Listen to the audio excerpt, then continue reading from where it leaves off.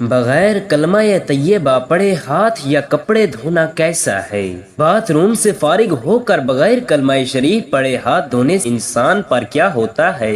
ایک مرتبہ ایک صحابی نے عرض کی، یا رسول اللہ صلی اللہ علیہ وسلم، بغیر کلمہ شریف پڑے ہاتھ دھونے سے کیا ہوتا ہے؟ تو آپ صلی اللہ علیہ وسلم نے فرمایا، انسان کو بسم اللہ الرحمن الرحیم السلام علیکم ورحمۃ اللہ وبرکاتہ۔ محترم ناظرین، اس بات میں کوئی شک نہیں کہ موت تو ہر ایک کو آ کر ہی رہتی ہے۔ کسی کو اچانک موت آتی ہے، مثلا کسی حادثے کے سبب یا قدرتی آفات کے سبب، جن میں زلزلے، سیلاب، آندھی طوفان اور دوسرے وبائی امراض شامل ہیں۔ تو کسی کو بیماری میں، کسی کو گھر کے بستر میں، تو کسی کو مسجد میں موت سے انکار نہیں کیا جا سکتا۔ موت کسی کی ٹلتی نہیں، جب اس کا وقت آ جائے تو چاہے بادشاہ ہو یا غلام یا امیر ہو، چاہے فقیر، سفیر ہو، چاہے مشیر، یا کسی کو نہیں بخشتی۔ زمین کے اندر چھپ جائے یا آسمان کے وسعتوں میں محفوظ ہو جائے، لیکن موت جو ہے جب اس کا وقت آ جائے تو آ کر ہی رہتی ہے کہ اپنے اسباب خود پیدا کر لیتی ہے۔ اس ویڈیو میں موت کی حقیقت کے بارے میں بتائیں گے اور ایسی چند نشانیاں بھی بیان کریں گے جن کو سائنس بھی تسلیم کرتی ہے اور مانتی ہے کہ موت آنے سے قبل یہ نشانیاں ہر ایک پر ظاہر ہوتی ہیں۔ جب یہ نشانیاں ظاہر ہوں تو سمجھ جائیں کہ موت کا وقت قریب ہے۔ محترم ناظرین، خالق کائنات نے ہر نفس جاندار کے لیے موت کا وقت اور جگہ متعین کر دی ہے، اور موت ایسی شے ہے کہ دنیا کا کوئی بھی شخص، خواہ وہ کافر ہو یا فاجر، حتیٰ کہ دہریہ ہی کیوں نہ ہو، موت کو یقینی مانتا ہے۔ اگر کوئی موت پر شک و شبہ بھی کرے تو اسے بے وقوفوں کی فہرست میں شامل کیا جاتا ہے، کیونکہ بڑی بڑی طاقتیں اور مشرق سے مغرب تک قائم ساری حکومتیں موت کے سامنے عاجز و بے بس ہو جاتی ہیں۔ موت بندوں کو ہلاک کر دینے والی، بچوں کو یتیم کر دینے والی، عورتوں کو بیوہ کر دینے والی، دنیاوی اور ظاہری سہاروں کو ختم کرنے والی، دلوں کو تھرانے والی، آنکھوں کو رلانے والی، بستیوں کو اجاڑنے والی، جماعتوں کو منتشر کرنے والی، لذتوں کو ختم کرنے والی، امیدوں پر پانی پھیرنے والی، ظالموں کو جہنم کی وادیوں میں جھلسانے والی، اور متقیوں کو جنت کے بالائے خانوں تک پہنچانے والی شے ہے۔ موت نہ چھوٹوں پر شفقت کرتی ہے، نہ بڑوں کی تعظیم کرتی ہے، نہ دنیاوی چودھریوں سے ڈرتی ہے، نہ بادشاہوں سے ان کے دربار میں حاضری کی اجازت لیتی ہے۔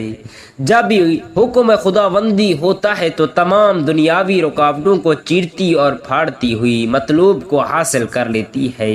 موت نہ نیک صالح لوگوں پر رحم کھاتی ہے اور نہ ظالموں کو بخشتی ہے۔ اللہ تعالیٰ کے راستے میں جہاد کرنے والوں مجاہدوں کو بھی موت اپنے گلے لگا لیتی ہے، اور گھر بیٹھنے والوں کو بھی موت نہیں چھوڑتی۔ آخروی ابدی زندگی کو دنیاوی فانی زندگی پر ترجیح دینے والے بھی موت کی آغوش میں سو جاتی ہیں، اور دنیا کے دیوانوں کو بھی موت اپنا لقمہ بنا لیتی ہے۔ موت آنے کے بعد آنکھ دیکھ نہیں سکتی، زبان بول نہیں سکتی، کان سن نہیں سکتے، ہاتھ پیر کام نہیں کر سکتے۔ موت نام ہے روح کا، بدن سے تعلق ختم ہونے کا، اور انسان کا دار فانی سے دائر بقا کی جانب کوچ کرنے کا۔ ترقی یافتہ سائنس بھی روح کو سمجھنے سے قاصر ہے، حالانکہ اللہ تعالی نے قرآن کریم رؤوف الرحیم واضح طور پر اعلان فرما دیا ہے۔ روح صرف اللہ تعالی کا حکم ہے۔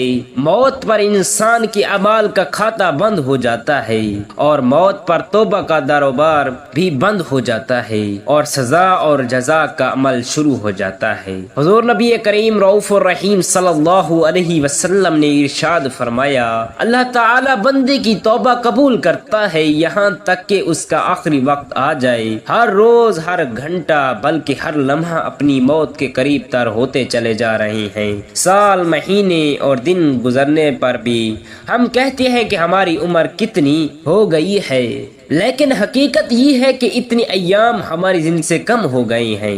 موت ایک مصیبت بھی ہے، جیسا کہ اللہ تعالی نے فرمایا، اور وہی تمہیں موت کی مصیبت پیش آ جائے۔ اللہ تعالی نے اپنے کلام کے متعدد آیات میں موت اور اس کی حقیقت کو بیان کیا ہے، جن میں چند آیات پیش خدمت ہیں۔ ہر جان کو موت کا مزہ چکھنا ہے، اور تم سب کو تمہارے اعمال کے پورے بدلے قیامت کے دن ہی ملیں گے۔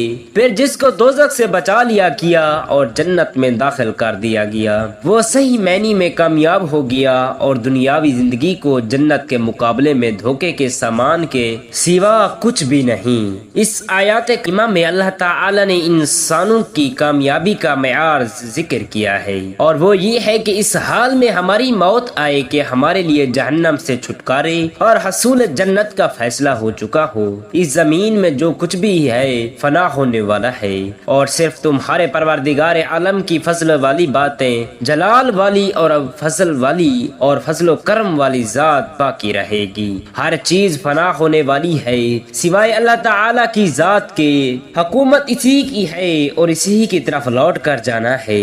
کپڑے دھونا یا ہاتھ دھونا بغیر کلمہ شریف یعنی بسم اللہ یا سبحان اللہ پڑھے شرعن جائز ہے۔ ایسا کرنا فرض نہیں ہے بلکہ یہ ایک مستحب عمل ہے۔ اس کا مطلب ہے کہ اگر آپ دھونے کا عمل بغیر کلمہ شریف کے کریں تو بھی جائز ہوگا اور کوئی گناہ نہیں ہوگا۔ کلمہ پڑھنے کا مقصد اللہ تعالی کی یاد میں مشغول ہونا ہے، اور یہ عمل عبادت میں برکت کے لیے مستحب پسندیدہ ہے۔ وضو کے دوران یا ہاتھ دھونے سے قبل بسم اللہ کہنا سنت ہے، اور اس کا مطلب ہے کہ آپ اللہ تعالی کے نام لیتے ہوئے ایک اہم عبادت کا آغاز کر رہے ہیں، تاکہ آپ کا ہر عمل اللہ تعالی کی رضا کے مطابق ہو۔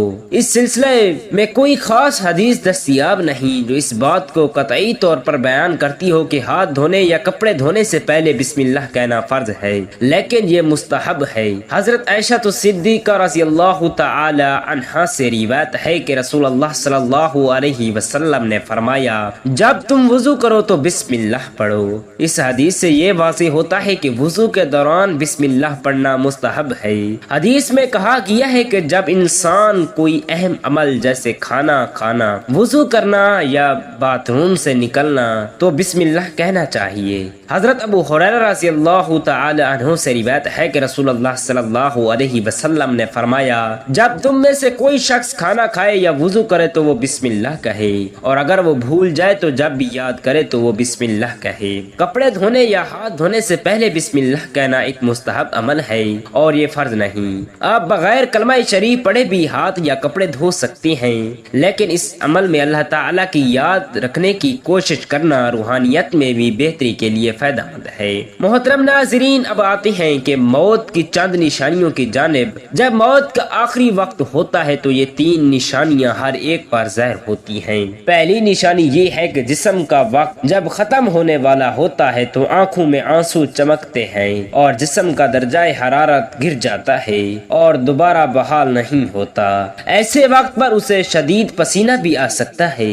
دوسری نشانی یہ ہے کہ اس وقت احساسات کم ہو جاتی ہیں، یعنی روح جب جسم کو چھوڑنے کے لیے بالکل تیار ہو، یعنی موت کے تقریباً 24 گھنٹے پہلے تو ہاتھ پاؤں اور باقی جسم کی جلد پر محسوسات ختم ہو جاتے ہیں اور اعضاء کا رنگ بدلنا شروع ہو جاتا ہے اور جلد کا اوپری حصہ نیلا ارغوانی رنگ کا اختیار کرنا شروع کر دیتا ہے۔